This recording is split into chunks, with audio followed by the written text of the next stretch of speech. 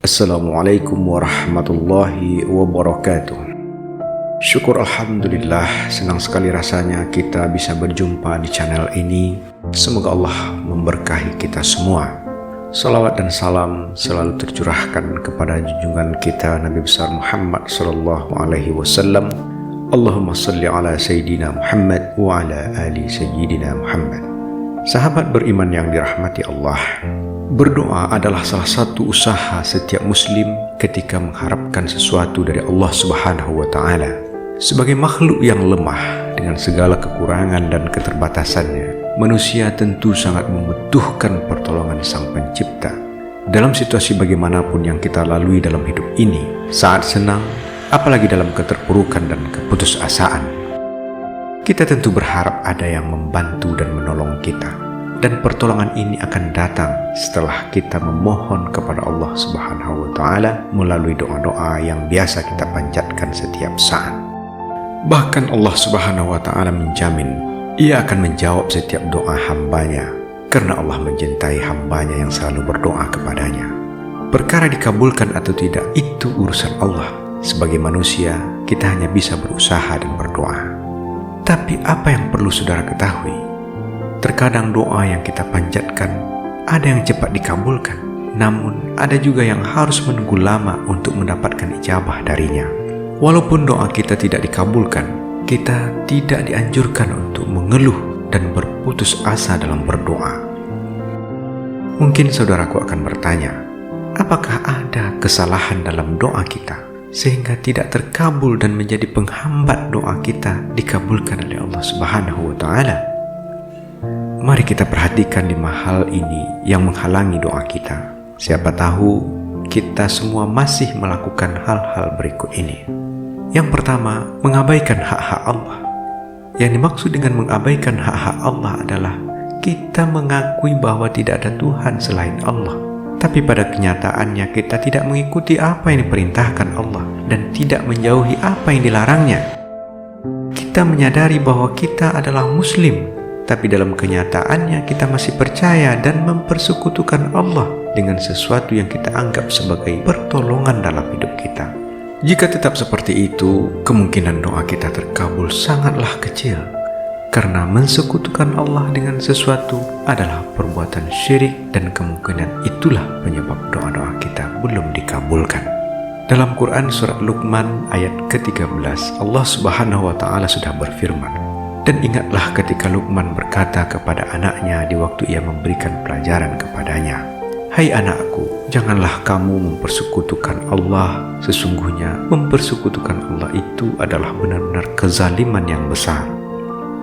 Kemudian hadis dari Mu'az bin Jabal radhiyallahu anhu, beliau berkata, "Saya pernah membonceng Rasulullah SAW di atas himar. Beliau berkata kepada saya, 'Tahukah engkau apa hak Allah atas hamba-hambanya dan apa hak hamba atas Allah?' Mu'az bin Jabal berkata, 'Hanya Allah dan Rasulnya yang lebih tahu.' Dan beliau bersabda, 'Hak Allah atas hambanya adalah agar mereka menyembahnya dan tidak menyekutukannya dengan sesuatu pun. Dan hak hamba atas Allah adalah tidak diazab selama ia tidak mensekutukannya dengan sesuatu apapun.'"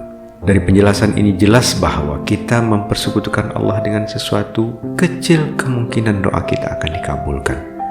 Oleh karena itu, saya menyarankan kepada semua saudaraku untuk menghindari mempersekutukan Allah. Yakinlah bahwa hanya Allah yang akan menjawab doa-doa kita.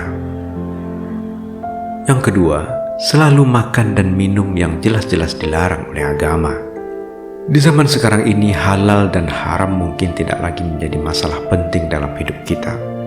Mencari yang haram saja susah, apalagi yang halal. Semuanya dilakukan untuk menumpuk harta dunia, sehingga kita melupakan kehidupan akhirat. Kita disibukkan untuk mendapatkan begitu banyak harta, kita tak peduli cara mendapatkannya. Sehingga ketika kita belanjakan harta kita itu, kemudian kita makan dan minum dari harta yang kita miliki dengan cara yang kurang baik. Rasulullah SAW pernah bersabda, "Wahai sekalian manusia, sesungguhnya Allah itu baik dan Dia tidak akan menerima melainkan yang baik-baik pula. Dan sesungguhnya Allah telah memerintahkan kepada orang-orang mukmin seperti apa yang diperintahkannya kepada para rasul." Kemudian Nabi SAW menceritakan seorang laki-laki yang telah lama berjalan karena jauh jarak yang ditempuhnya sehingga rambutnya kusut masai, berdebu, dan orang itu mengangkat tangannya ke langit seraya berdoa, "Wahai Tuhanku, wahai Tuhanku." Padahal makanannya dari sumber yang haram, minumannya dari yang haram, pakaiannya dari yang haram, dan diberi makan dengan makanan yang haram. Maka bagaimana mungkin akan dikabulkan doa orang seperti itu? Hadis riwayat Muslim. Dari hadis tersebut kita bisa belajar hikmah untuk menghindari sebisa mungkin apa yang didapat dengan cara yang tidak baik atau haram. Sehingga ketika kita berdoa kepada Allah Subhanahu wa Ta'ala, kita berharap agar doa-doa kita bisa cepat dikabulkannya. Yang ketiga, kurang kesungguhan dan mudah melupakan doa. Artinya apa? Ketika kita berdoa, kita tidak sungguh-sungguh dan lupa apa yang kita doakan. Sepertinya tidak sesuai dengan keinginan kita yang sebenarnya. Seolah-olah kita ini berdoa, "Ya Tuhan, terimalah doaku bila Engkau berkenan." Tentu saja kita menyadari bahwa ketika kita berdoa di tengah kesibukan pekerjaan, apalagi jika ada pekerjaan yang harus diselesaikan sekaligus, ini melemahkan keseriusan kita dalam berdoa. Namun demikian, kita berharap saudara-saudara kita semua dapat menemukan waktu yang tepat untuk berdoa dengan sungguh-sungguh dan rendah hati, mengandalkan hanya Allah Subhanahu wa Ta'ala yang akan menjawab doa-doa kita. Dari Abu Hurairah radhiyallahu anhu, Rasulullah SAW pernah bersabda, "Doa salah seorang di antara kalian pasti akan dikabulkan selagi ia tidak terburu-buru dengan mengatakan, 'Aku telah berdoa namun tidak kunjung dikabulkan.'" Hadis riwayat muttafaq alaih. Hadis ini menjelaskan jika ingin doa kita dikabulkan, kita tidak boleh terburu-buru. Tapi yang harus kita lakukan adalah menghindari sifat menyerah, mengeluh, atau bahkan berpikiran, berprasangka yang kurang baik kepada Allah Subhanahu wa Ta'ala.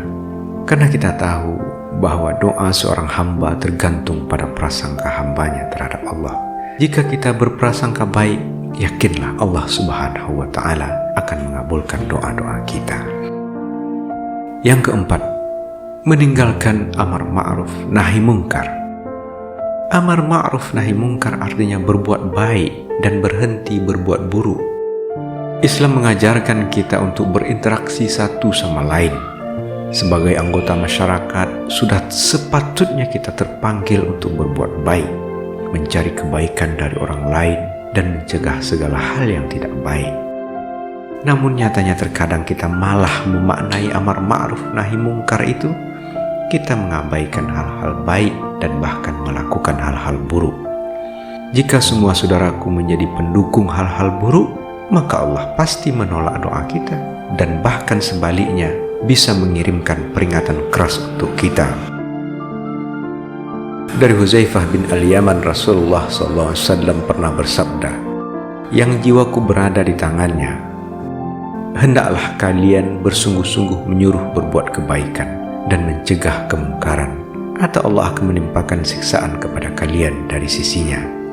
Kemudian kalian berdoa kepadanya, tetapi dia tidak mengabulkan doa kalian." Hadis riwayat Tirmizi dan Ahmad. Yang kelima, melewati batas dalam berdoa. Disadari atau tidak, kita sebagai manusia sering sekali melampaui batas ketika menginginkan sesuatu, sehingga ketika doa tersebut dikabulkan, justru kita malah tidak amanah dengan apa yang kita minta. Bahkan masih ada cara-cara berdoa yang sangat tidak dianjurkan. Misalnya kita berdoa di bawah pohon keramat, yang menurut kita saat berdoa di bawah pohon keramat itu doa kita akan didengar dan dikabulkan. Na'udzubillah min dzalik. Sahabat beriman yang diberkahi Allah, dalam surat Al-A'raf ayat 55, Allah Subhanahu wa Ta'ala berfirman, "Berdoalah kepada Tuhanmu dengan merendahkan diri dan suara yang lembut, sesungguhnya Allah tidak menyukai orang-orang yang melampaui batas." atas. Yang dimaksud dengan rendah diri adalah dengan segala ketidakmampuan dan ketidakberdayaan kita sebagai manusia yang lemah, dan menyadari hanya karena kuasa Allah lah doa kita bisa dikabulkan. Mungkin saudaraku akan bertanya, kenapa orang yang tidak mengerjakan sholat suka bermaksiat? Malah mereka lebih kaya daripada kita yang sering berdoa, beribadah, dan tekun mengerjakan kewajiban sebagai seorang muslim.